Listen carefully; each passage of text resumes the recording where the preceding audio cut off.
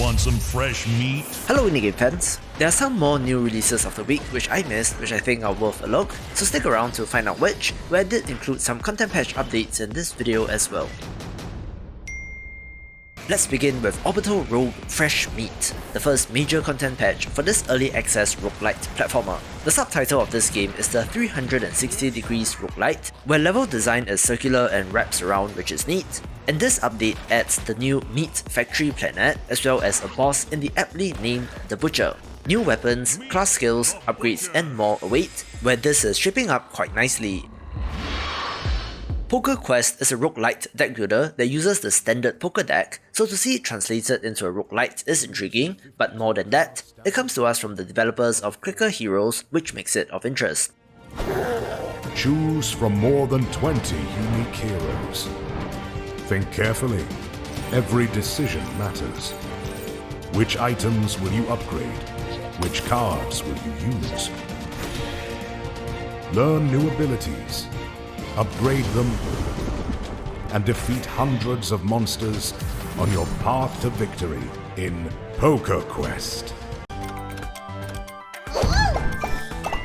Roundguard is basically roguelite Peggle, where you choose a hero and delve into dungeons searching for treasure, adding a new playable class in the Druid, which is significant since every character in this game feels unique.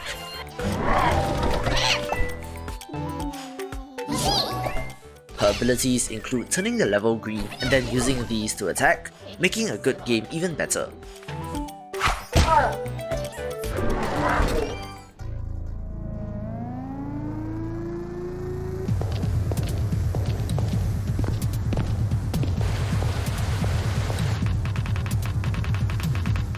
I believe I missed out on Project Downfall when it launched in early access in 2019, so having just come to know of it, I do have to give it a special mention.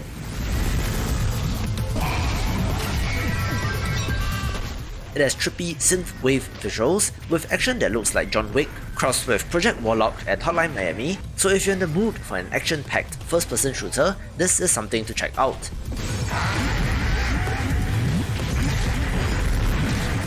They just put out their 21st update in early access, so the project is well and alive, getting close to 1.0, but is worth picking up at this point.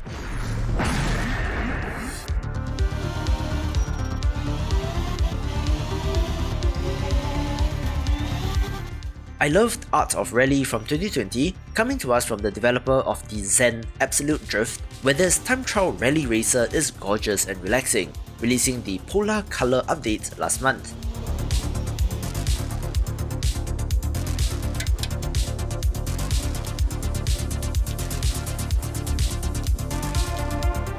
It featured various quality of life improvements, including UI redesign, dark mode, UI scaling and some handling changes, making this game even slicker than it was before.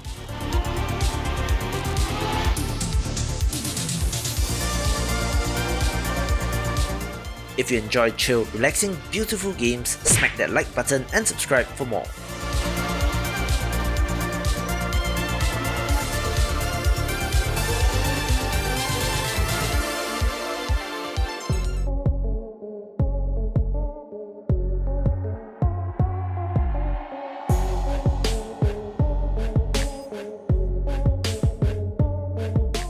I'm excited to share the news that the roguelite RPG Rogue Lords got a new trailer which confirmed the release date and is of interest since you play as the devil and control history's greatest fictional villains as you take revenge on the demon hunters.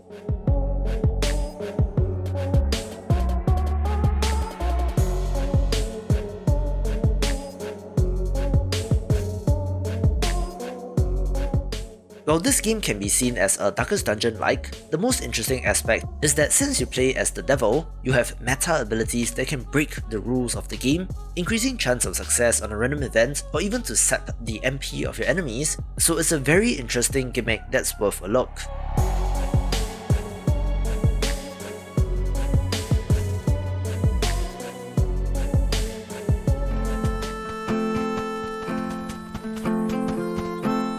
Among the hustle and bustle of a very weird year, which took a bad turn here in Singapore, a comforting title that I found myself going back to again and again is Cozy Grove, a charming life sim game that's not very mechanically complex but is all sorts of adorable, releasing the summer update which adds more stuff.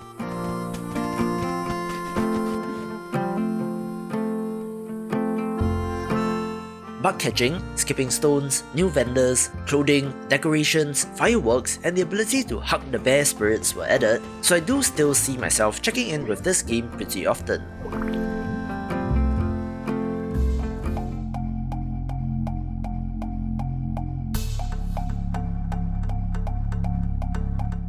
The developer of Pagan Age did reach out to me, and once again, having taken a look, I'm more than happy to share this with you.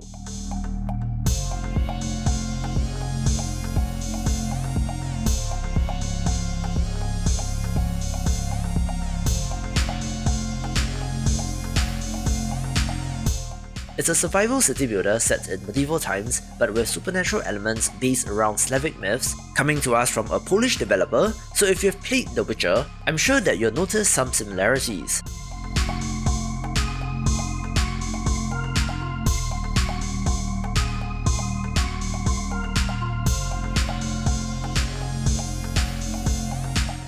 It's about building up your village, gathering resources, raising animals, farming and fending off these monsters, sacrificing people to them if needed, looking to be a dark and brutal entry in the space.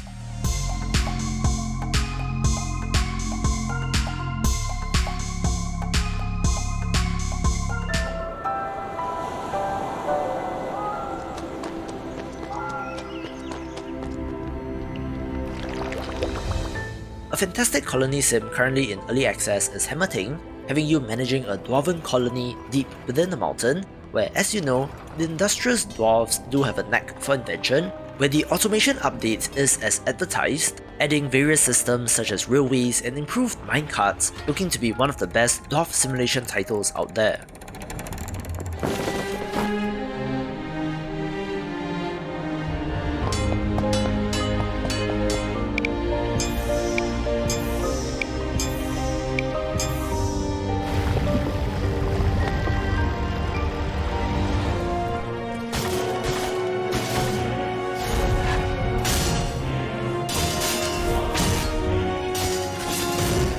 I last mentioned Thymesia in my video covering upcoming Souls-like games, link in the top right, being a fantastic looking dark fantasy entry that looks very sleek, but the publisher did release quite an extensive trailer showcasing the game, so I'll leave you to them. Hi, I'm Luke Goldspink, one of the producers at Team 17, and today I'm going to introduce you to the dark fantasy, medieval-inspired action RPG Thymesia. Launching on Steam for Windows PC later this year, Thymesia is one of our Team 17 Indie Games label titles and is being developed by our friends at Overborder Studio in Taiwan.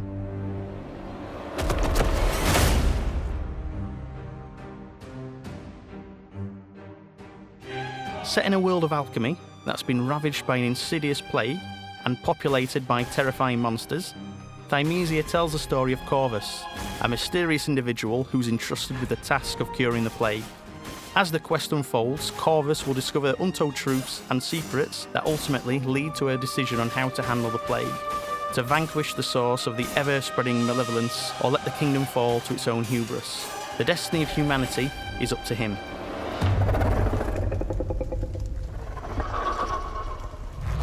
Thymesia is not for the faint of heart. The monsters plaguing the kingdom are extremely deadly and skilled in combat, and many have fallen to them. But luckily, Corvus isn't a newcomer to battle. As the quest develops, this half-human, half-raven would-be saviour must use every tool in his arsenal, from his uncanny agility to dual-wielding sabre and dagger and raptor-like claws and feathers. Inspired by the macabre, medieval act of bloodletting practiced by plague doctors, whenever Corvus deals damage to any enemy, they let out some of their energy. Hit them with your claw in time and absorb the energy.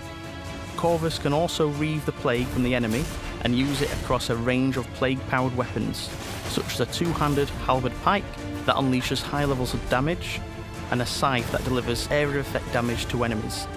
Give them a taste of their own medicine. This is the only way to survive this desolate kingdom.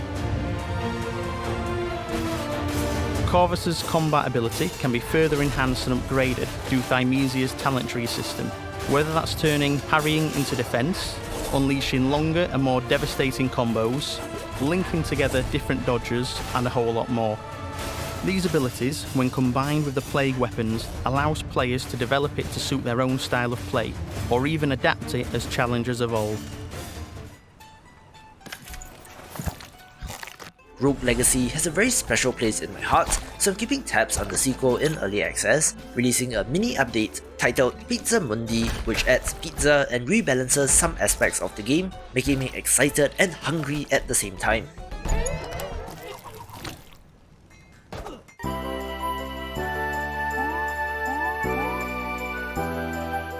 Special shoutout goes to channel subscriber Clement, who pointed out that I missed Beard Blade in yesterday's edition of Indie Gaming this week, a long in development action platformer that does look fantastic. Use the power of your beard as another appendage as you chase after a bunch of pirates who stole your stuff, exploring a mysterious island in order to do so. It looks pretty classic in design, looking like something straight out from the 90s, which is not a bad thing, although I'm sure that the modern polish will be there as well. The developer and Gerard from the Completionist YouTube channel often notes how the character looks like him, although that is unintentional, but a bit of fun trivia to round us off.